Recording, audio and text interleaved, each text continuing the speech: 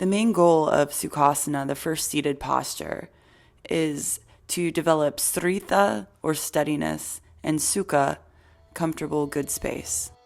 Your seat is rooted firmly into the ground, knees drop to the side. Create a long line of energy with your spine by bringing your head over your heart, heart over pelvis. Root through the ground, rise up, square shoulders.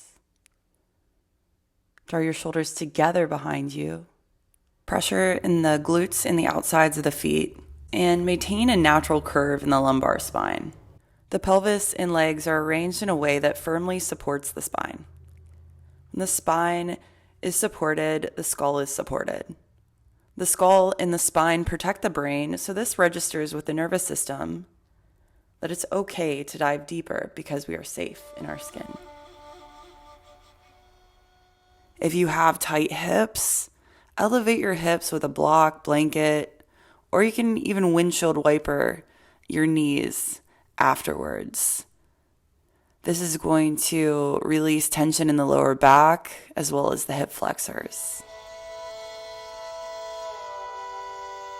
Vajrasana is also an option for your beginning seated posture. Vajrasana is going to strengthen the back and the core muscles. Keep the big toes crossed behind you and bring your hands to your thighs. Core strength is important in postures due to the kinetic chain of muscles. Everything is supported by the core in asanas. The core also holds the diaphragm and the lungs, thus supporting the ribs in pranayama.